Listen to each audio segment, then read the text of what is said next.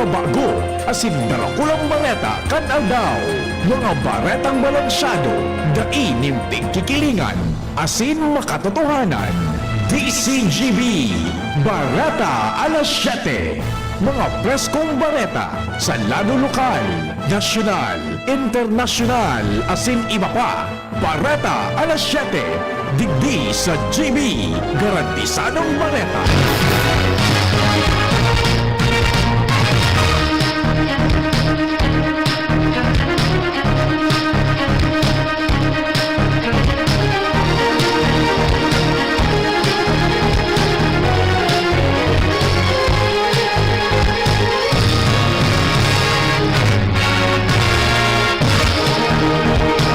Maray na aga mga tugang uya po ang mga barata ngunyan na Lunes. Aldaw kan pirelian. Enot sa headlines kan mga barata. Sa lado lokal, Legazpi PNP makusog na nakabantay sa implementasyon kan liquor ban. Apat na lalaki arestado sa barangay San Vicente, Daraga Albay dahil sa pagsuway sa Comprehensive Firearms Law, illegal possession of explosive as in Omnibus Election Code. Sa lado nasyonal, 24/7 Threat Monitoring Center, piglansar kan DICT as in COMELEC. Mga botanteng involto sa vote buying as in vote selling, maninimbagman. Sa ibang nasyon, Pope Leo XIV nagpahayag na ipagpapadagos niya ang mga kamawotan as in reforma ni defuntong Pope Francis. Sa lado ng Karawat, talk and text tropang 5G dahil pinaporma ang Meralco Board sa PBA Philippine Cup.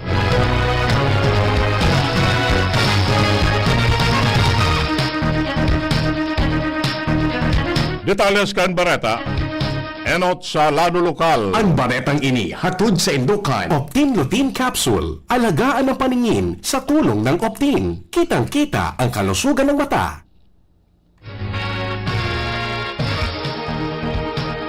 Pignalauman ang nalangkaw na heat index sa Kabikolan, ngunyan aldaw nin pirelian. Sigun kay Legazpi weather forecaster Melvin Almoela, posibleng umabot ang heat index sa Legazpi City nin 39 degrees Celsius hanggang 40 degrees Celsius. Base man sa sendang latest monitoring, ang Camarines Sur asin Masbate pwedeng umabot sa 40 to 43 degrees Celsius kung may kukonsiderar na danger category. Apara kani easterly sali sa sirangan na kadagatan Pasifiko ang padagos na makakapektar sa entero nasyon, partikular sa Kabikolan. Ang baretang ini hatod sa Indukan. Plemex. Pag may ubo-ohi ka, Plemex agad. Basta lagundi, Plemex. Arestado kan mga otoridad na 4 katawo matapos magbayular sa Republic Act 10591 o Comprehensive Firearms Law, Republic Act 91 o kaya 9516 o Illegal Possession of Explosive as in Omnibus Election Code sa Barangay San Vicente Grande, Daraga Albay. Saro sa mga suspitsado duwadigdi ang may edad 34 anyos. Sarong 33 anyos asin mga residente kan Castillo Sorsogon. Mantang ang may edad 56 anyos residente kan Donsol Sorsogon. Sa informasyon na ipinalwas kan Albay Provincial Police Office, alas 10 nin aga kasudma kan makaresibin ng report ang Daraga PNP nin alegadong mga arbadong kalalakihan na nanaturan sa residensya ni punong barangay Lumerio kan Barangay San Vicente Grande, Daraga Albay. Tulos mo na inaksyonan ang report sa pagngangenot ni Police Provincial Director Colonel Julius Año Nuevo kasabay ang mga personalis kan Daraga PNP sa pagngangenot ni Police Lieutenant Colonel Edgar Azotea kasabay ang Special Weapons and Tactics o SWAT team kan Pulisya.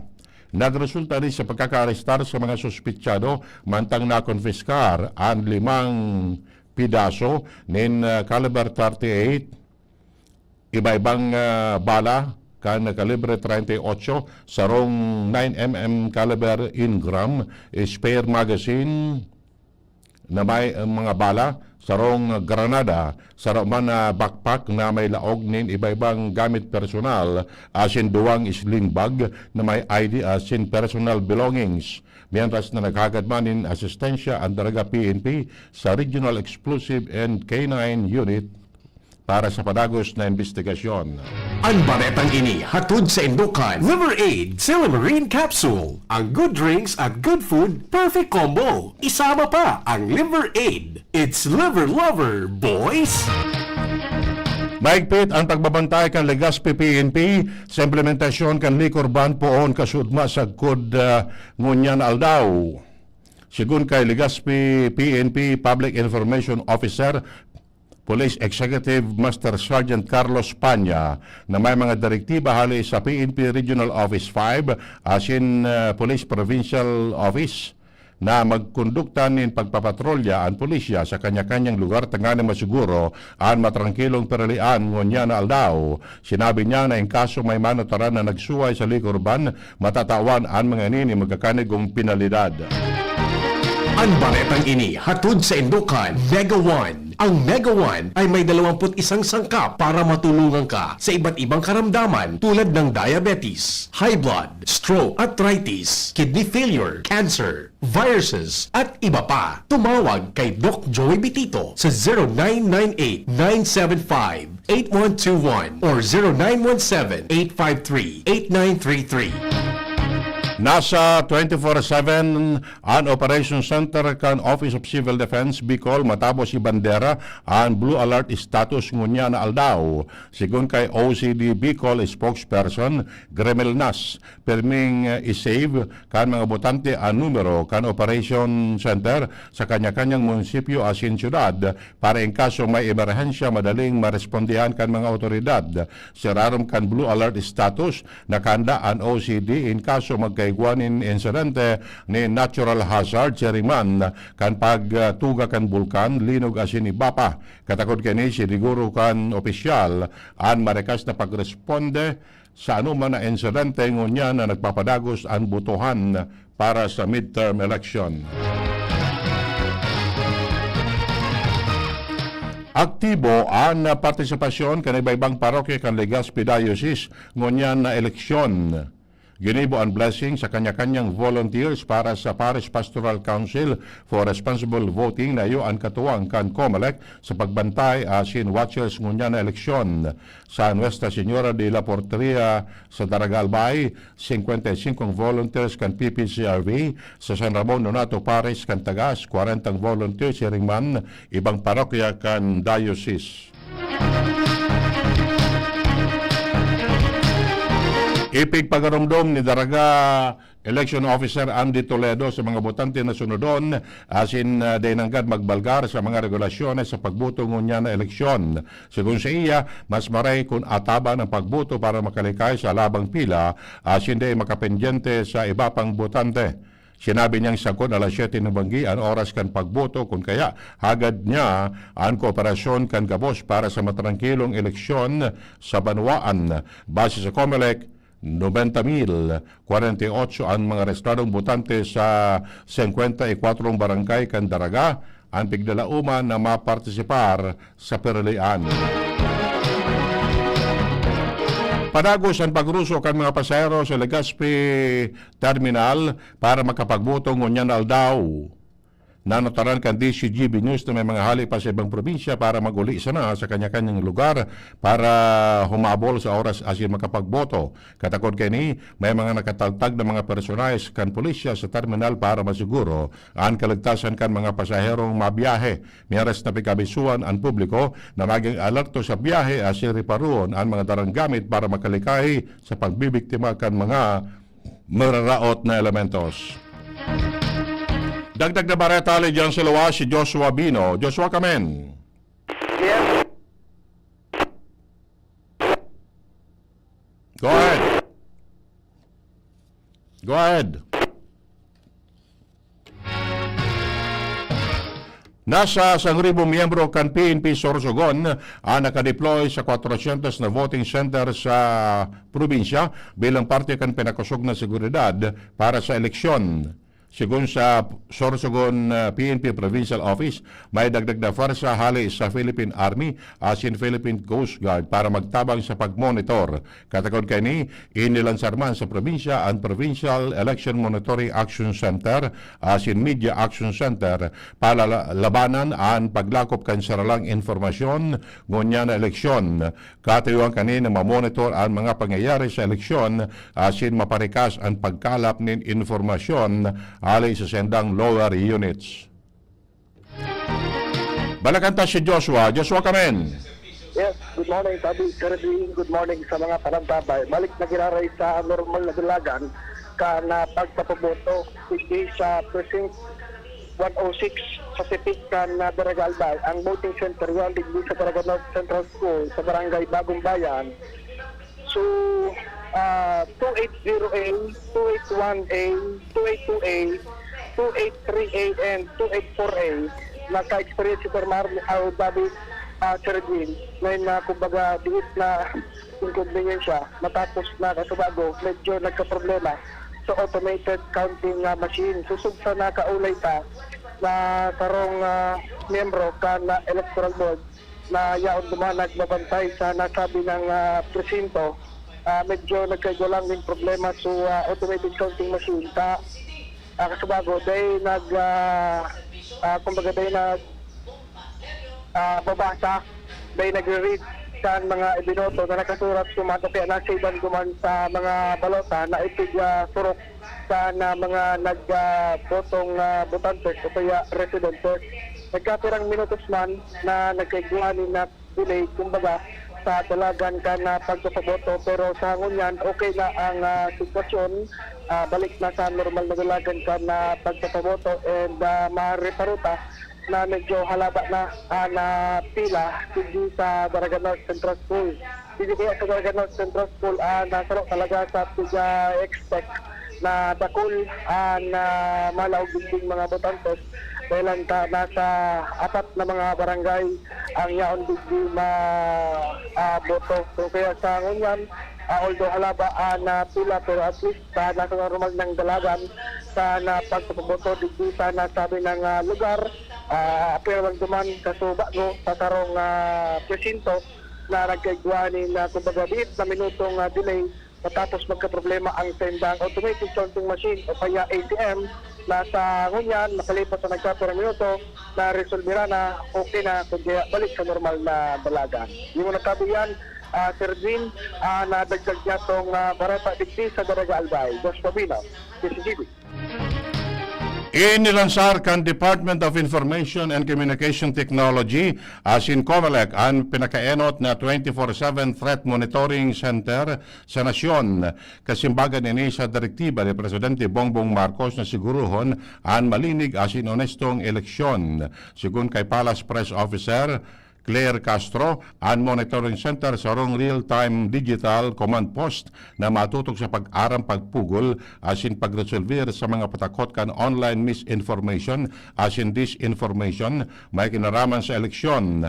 Pinanginutan ini kan cybercrime investigation and coordinating agency kan DICT as in kan task force katotohanan katapatan asin katarungan sa halalan o Task Force KKK kan COMELEC. Naging operational ini duwang aldaw matapos ang direktiba patunay sa makaskas asin coordinated na aksyon kan gobyerno para mamantinir ang integridad kan eleksyon.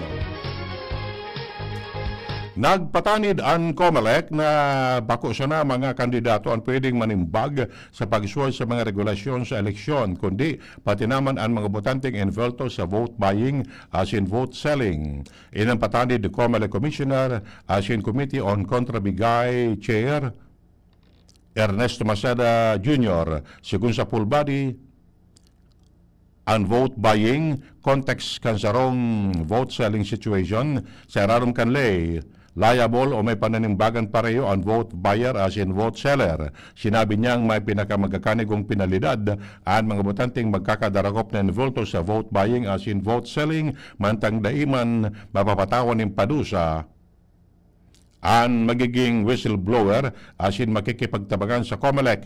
Mientras tanto, sinabi ni Maceda na katuwang man kan full body ang Philippine National Police as in Philippine Armed Forces of the Philippines sa pagdakop sa mga botanteng nagsusuway sa patakaran sa panahon kan eleksyon. Kasabay kani ang pagpagarumdum kan COMELEC sa mga otoridad na posible man na patawan sinda ring padusa kung iitsapera ang pagsuway kan mga botante. Bareta hali dyan sa luwas si Joanna Agripa. Miss Agripa, please come in. Marhay na aga, Sir Edwin. Marhay na aga sa mga paraan tabay. Nagdadakol na ang nag-aabot ng mga regular voters hali barangay 13, 14, 15, 16 hanggang 18 kan Albay para magboto sa senatorial and local election digdi sa Albay Central School. Pagpatakpasan na ng alas 7 nin aga, kung saan nagbukas ang pagboto para sa mga regular voters. Kung man nga ni alas 6, nagkakapira na ang mga regular voters ang nag-aarabot. Sira sa inda, nagmatang amay para asistaran ang sa indang kaparientes na kasabay sa vulnerable sectors as in nag-alat na sana kung sa indang oras kan pagboto. Mientras tanto, may mga botante manggilayo na kabali sa vulnerable sectors ang minaarabot pa sana na pigsisiguro man kan mga volunteers as in electoral board na maprioridad ang sa indang pagboto. Johanna Agripa, DZGB, Decision Bicol 2025. Bareta hali sa ibang nasyon, nagpahayag si Pope Leo XIV na pagpapadagos niya ang mga kamaotan as in reforma kan defuntong Pope Francis. Sinabi kani sa mga kardinal na anagadaan na Santo Papa nagwalat nin sarong importanteng pamana na kaipuan ipagpadagos. So sa iyang primerong pagkikipag-uron kay banan ng gabos ng mga kardinal poon kan siya mailihir bilang Santo Papa. Hinagad man kani sa senior clerics na sa Gararay Pakusugon ang sa indang pananindugan sa mga importanteng reforma kan simbahan na ipinautob sa makaysaysayan na Second Vatican Council kan dekada 60. Sinabi ni Pope Leo na si Pope Francis nagadan kan Abril 21 may mahiwas na pagiling na bukasan ang 1.4 bilyones na miyembro kan simbahan katolika sa modernong kinakban. Nagawalat man ini kan sa iyang halimbawa kan bilog na dedikasyon sa pagserbe. Bareta hali sa lado ring karawat, pinamarangkal kan asinday pinaporma kan talk and text tropang 5G ang Meralco Ball sa score na 101-84. Nagbida sa panggagana kan tropang 5G si Roger Pugoy na nagresto ng 34 puntos, mantang igwang 28 puntos asin 5 rebounds si Calvin Optana. Sa kawat na ginibos sa Ninoy Aquino Stadium sa pagtapos kan third quarter, igwang 3 puntos na lamang ang TNT sa paglaog kan last quarter, duman uminarangkada ni Nusto ang tropang 5G. Igwang ang tulunggana asin dapat na daog ang Bolts, mantang ang tropang 5G, igwang tulunggana asin tulong daog. Miyaras na naduminarman kan San Miguel Birmen ang Phoenix sa score na 111-92 sa senang laban sa nasabing stadium. Nangyano sa pangagana kan Birmen si CJ Perez na nagkamada in 26 puntos, mantang 21 puntos si Don Troliano. Nagrestoman ni double-double si John Fajardo na may 20 puntos as in 12 rebounds, mantang nagrestoman si Marcio Lassiter nin 11 puntos para magkaiguan ng apat na gana as in 2 daog. Yan mga tugang ang detalyes kan mga bareta ngunyan na Lunes. Sa pangarang ang mga pagriba, Mardila, Jenny Balyaran sa Newsbase, Ronald Baldo sa Lado Technical. Ako po nagatulkan bareta. Edwin Terralta nagsasabing salamat kan sa lubagang tabay. Go out and vote. Masunod na si Mr. M. Yan ang DCGB Barata alas 7. Abangan ni Raray sa aga. Ang hapon, masunod na pagkalipas lang